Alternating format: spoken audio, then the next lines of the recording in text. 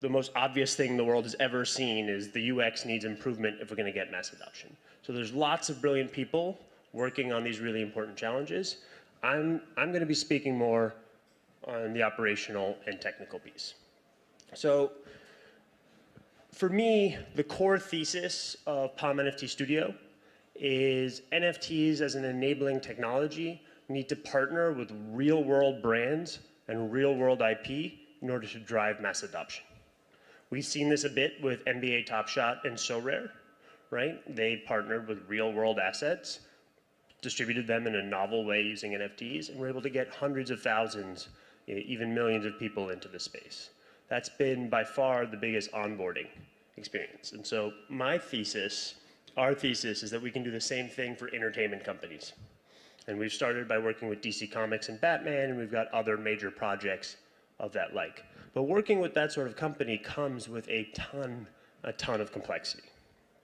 So these media companies, these IP companies just aren't used to living in the space that we're in, and they aren't used to a lot of the idiosyncrasies. Our way of doing business is very different from the traditional way of doing business. And if we're going to get these major IPs in, we need to at least meet them in the middle, right? We're never going to get them to come all the way to our side. So what are we talking about here? Compliance. Somebody working at a major film studio is never going to stick their neck out on the line and do things in the gray area of compliance. It's just not worth it to them. Why would they lose their job over this work, right? There's also a whole number of legal gray areas. And then for me, the most important is actually around community. And I'm going to spend a bunch of time talking about that. Nobody in our space, that's not true. A lot of people in our space don't like talking about compliance and legal stuff, but I think it's actually going to be one of the most important drivers of the next wave of adoption if we get standards and best practices around how large IP can play in our ecosystem. So when I say compliance, like, what do we mean by the challenges? So the first issue is, for the last 18 months, the #1 use case around NFTs, truthfully, has been speculation, right? Like, if you ask people why they're buying NFTs, for the most part, it's been to try and make money. It hasn't been for anything else. And so that inherently makes them tradable assets. And when you have tradable assets, you need to be very careful on how you interact with them. And none of these large companies are going to enter the space unless there's very clear guidance on how you do tradable assets in a way that makes them securities versus tradable assets in a way that actually makes them collectibles or consumables or games or experiences. And a lot of us play in sort of this gray area, but there are clear guidelines.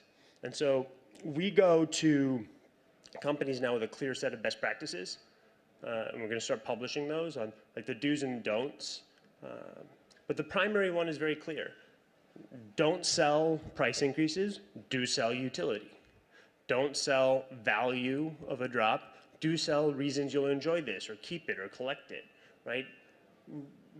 Just to use the comic book example, companies have been selling comic books as collectibles for decades. Nobody thinks of them as securities or tradable assets. And it's because they don't talk about the price appreciation. It's because they talk about the story and they talk about the characters and they talk about the novelty. It's really basic, but also really important. Oh, I have a clicker. Standards and legal frameworks. So this one is a bit vague, but for me, this is also really about what I was saying, marketing guidelines. One of the biggest issues with all of this work is like one wrong statement from a community moderator could be enough to get a case against a large company. And so you really need to do a whole top to bottom set of frameworks to make sure everyone's on the same page. And then, of course, everyone here is probably familiar with the need for KYC and the need for sort of other requirements, especially if you're going to introduce secondary markets or enable people to sell these assets or take these assets to intermediate marketplaces. You're going to want to make sure that these large public companies don't have any exposure to any anti-money laundering risk or money movement provider risk and things like that. Our space has historically been really anti-KYC and other requirements. I personally am on the complete other side of that fence. Like, I want everybody KYC'd so that we can work in a sandbox that's really compliant and actually drives adoption in a safe and predictable way. So that's all compliance stuff and not actually legal stuff. There's legal stuff that is also really intense, right? Like these large companies are used to certain guarantees in their contracts that no one in this space is probably able to make. Like every large company is going to come and ask you as a service provider to say, and to guarantee that nothing you do will break any law in the world. And like in crypto, that's nearly impossible because there's contradictory laws everywhere in the world, right? So it's almost impossible for you to say in every jurisdiction globally, I'm compliant with everything. And so then the question is, how do you educate or convince legal departments that are used to doing business in a certain way for the last 150 years that they need to make an exception for you? But it's important because if you don't do that, your contract with them is technically null and void and not worth the paper it's on. There's also a particular legal and assertion angle around compliance. And then my favorite challenge probably in the space that I'm talking to a few companies here because there's a lot of people building on it is the accounting processes. Like the accounting processes today in crypto just don't work with traditional big business accounting. So OpenSea, you have a secondary sale on OpenSea, there's a royalty collected, OpenSea pays you at some point over the next 10 days, unless you, sometimes it's more, unless you have clear like monitoring, accounting, reporting systems in place, you won't know how much has been collected, you won't know how much to report to your IP partner that sales have been, you'll be in violation of your reporting requirements, and so forth. Like analytics in this space is absolutely crucial, and I'm glad to see so many people building on that. But those are the boring pieces. For me, from an operational perspective, I think the much more interesting one is the community piece. I think it's not an exaggeration to say that potentially the killer use case of NFTs is community formation and creating these affinity groups around assets that are really powerful. But big companies are used to like the sale of something kind of being the finish line. So, you know, you make a big movie, it goes to box office and you sell your tickets and that's it, right? Or you launch a big video game and your goal is to sell the video game and that's kind of it, right? Whereas in the NFT space, the primary sale is the starting line of community formation. It's the very beginning of that process. And so it's rethinking how these large IPs take products to market, think about their assets, think about their sales, and think about the relationships with their customers. That's the exciting part. Like, that's the power of this asset, is to reimagine that relationship. But it takes a lot of work when you're working with large IP because they're just not used to it. They're not familiar. And so making sure that you front load commitments on content, commitments on engagement, commitments on community moderation, commitments on the way people will engage with the community, treat the community, and value the community. The good news is if you're able to form a community, these partners are incredibly excited because they've never had their customers as engaged as they can be with an NFT space. And I'll share some data on that later.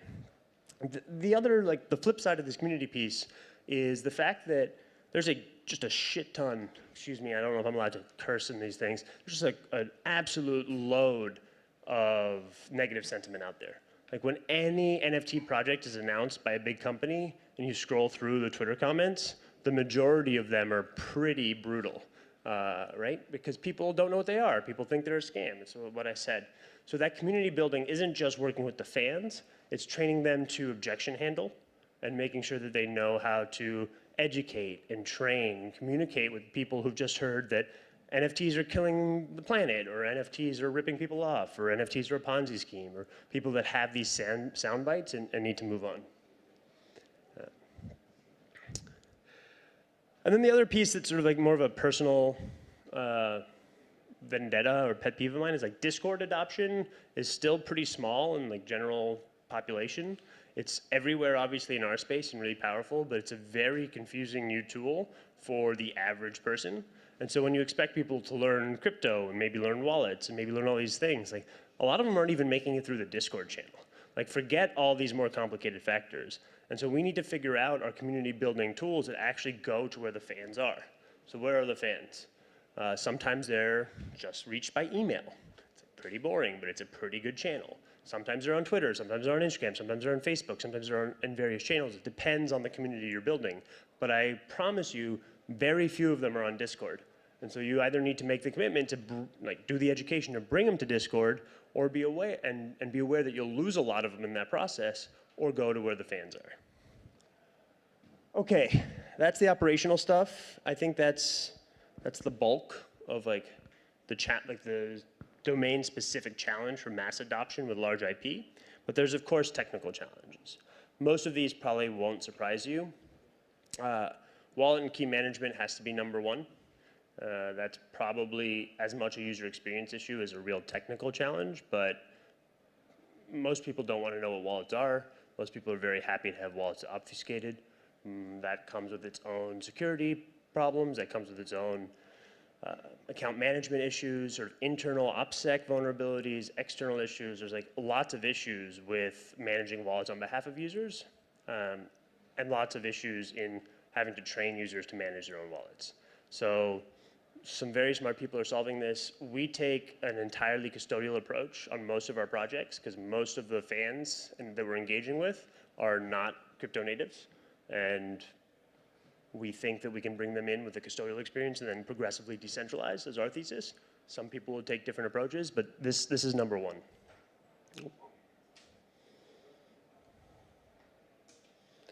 The other big one is like if you go up and down this conference, there's like 1 million tools right now for NFTs. There's token gating tools, there's burning tools, there's tokenization and sort of fractionalization tools. There's like a Cambrian explosion of tooling for NFTs, which is super, super exciting and super necessary. Like, this experimentation process is absolutely crucial, but most of the tooling doesn't actually play nice together. Most of the tooling isn't interoperable. And so if you're launching an NFT project, you need to figure out like what are the most important features and the tools that relate to that. Because sometimes making one choice on wallet, a custodial wallet, means certain token gating solutions are off the picture just because of the way they connect with wallets. Or choosing a specific token gating solution means a specific community forum, token-based community forum, is off the picture. And that's the thing. And that's hard in a ecosystem of rapid innovation, right? Because it's really hard to see around corners and know which projects will be most successful.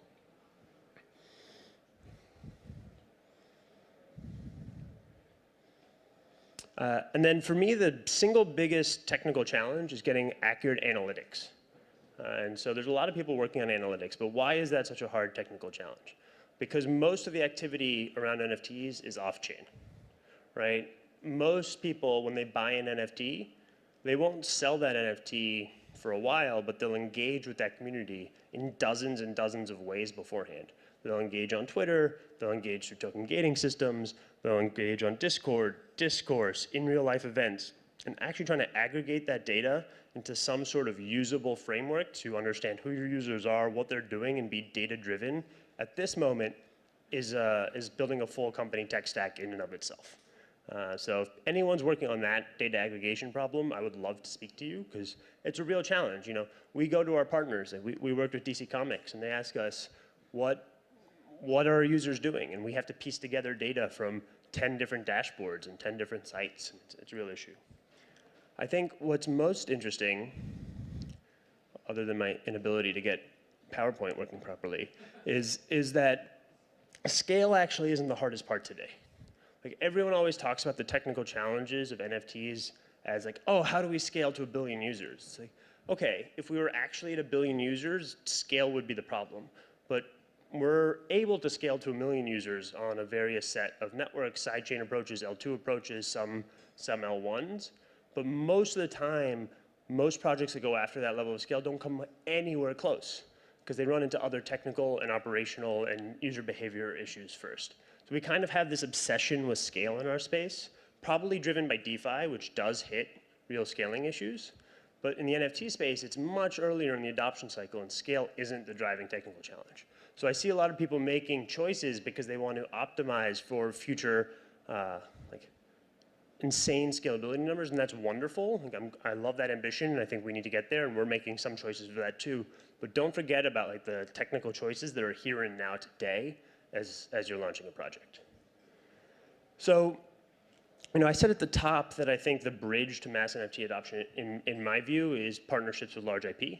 And I don't think that's a particularly unique or innovative thesis. We've seen this with sports IP and driving mass adoption. And we're starting to do this primarily in the entertainment space. So this is our last project. with Batman and DC Comics. Under the radar, last fall, we gave away about 900,000 NFTs to Batman fans. They didn't even really know they were NFTs. They were just sort of collector items at Batman conferences. And then we sold them PFPs, generative art, Batman masks, and now we're putting through these engagement mechanisms. So if you have one of the free ones or one of the paid ones, you can do different things, participate in storylines, and actually play a role in Gotham City through different narratives. And we're starting to see, this is the one. Like from an engagement perspective, we're starting to see like really, really impressive stats that are starting, that for our IP partners are really meaningful in terms of turning fans into ambassadors, in terms of really driving exciting outcomes.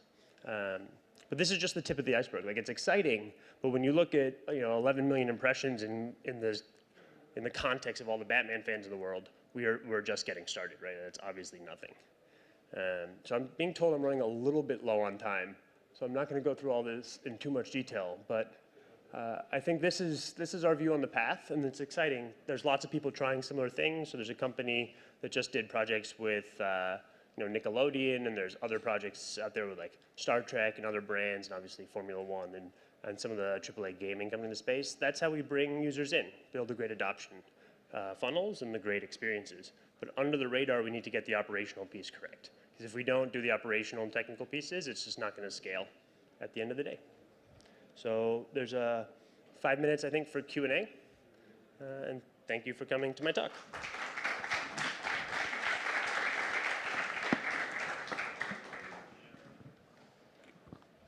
Thanks. Hi. 2 short questions. So when they buy the paid NFTs, I guess they pay with fiat, right? Second question, do you mint the NFT when they buy it, or you just keep it not minted and maybe you will mint it later for them in case they want to transfer it? We mint when they buy.